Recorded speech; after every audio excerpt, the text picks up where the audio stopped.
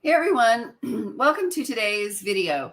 I am going to be talking about correct usage of Valbazen for deworming goats.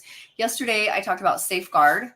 Safeguard and Valbazen are the two white dewormers, which is a class of dewormers. They have a similar mode of action.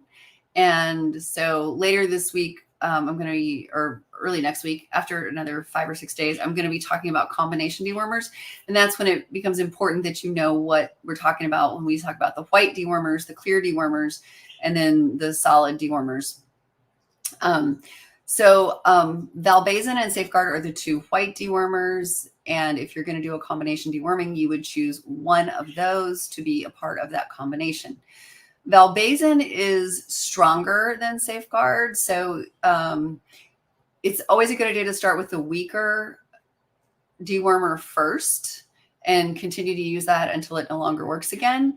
And one of the things I always say is that if you are using dewormers correctly, you should never have a problem with dewormer resistance. You will never get control of worms with drugs or herbs or anything like that.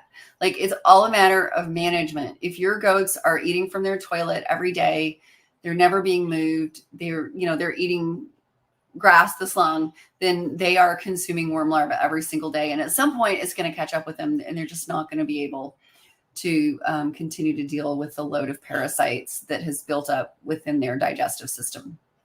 So it is really important that management is your first line of defense.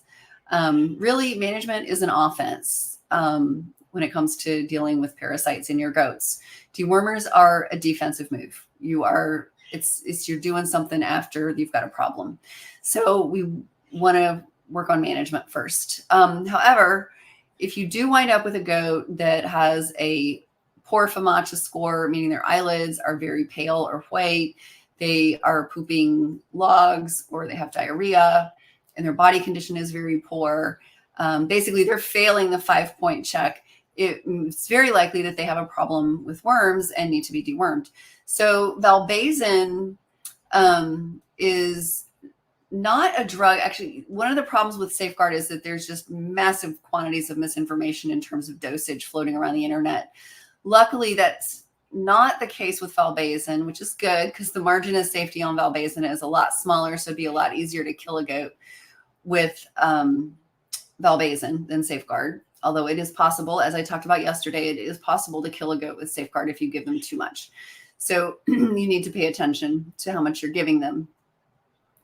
The simplest thing and I want to point out that this information is coming from the American Consortium of Small Ruminant Parasite Control. So this is not something that I made up. It's not my opinion. This is all based on solid research.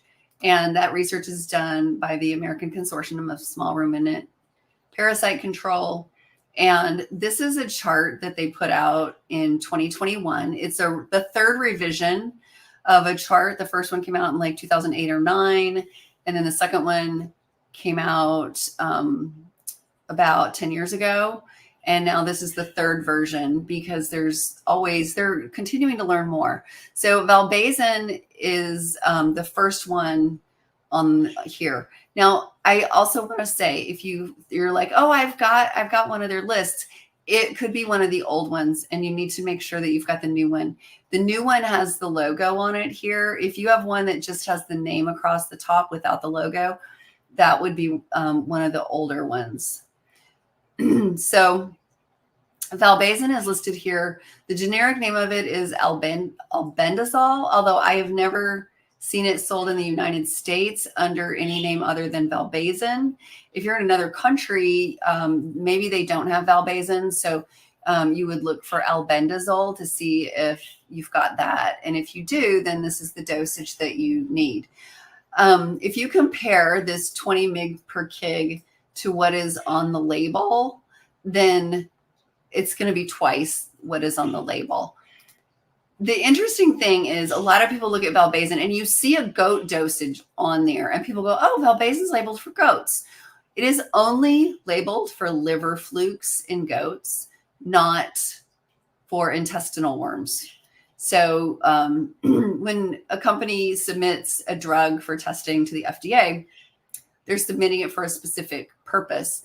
And the only approval that Valbazen has for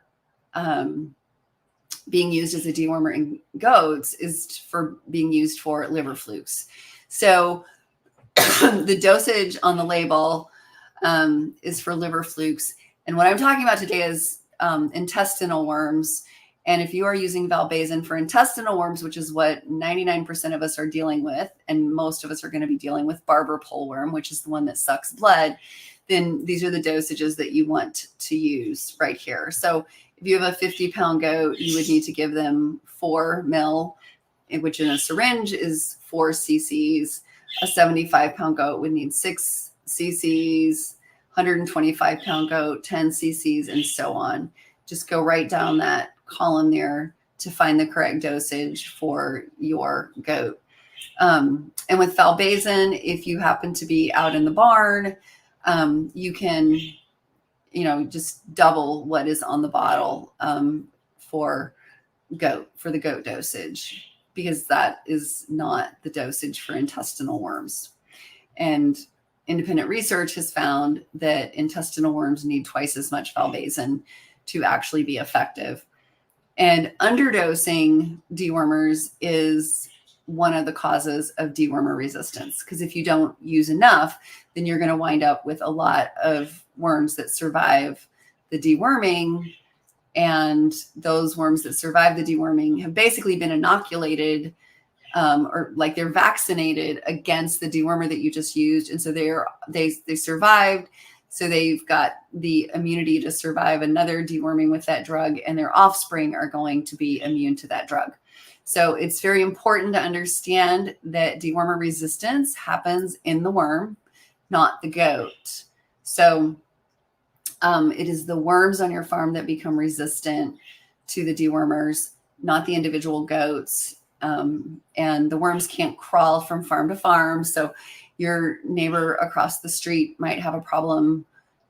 Safeguard or Valbazen may not work on their farm, but it'll work on your farm unless you've brought their animals over to your farm and they've littered your pasture with their dewormer resistant larvae from, having a dewormer used too much on the farm across the road.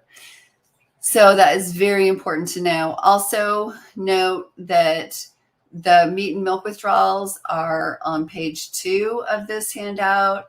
And there's additional information on page 3. I went over this quite a bit yesterday in the video about Safeguard, so I'm not going to go over it again. But if you have questions, please feel free to post in the comment section below, and we'll get back to you. Bye for now.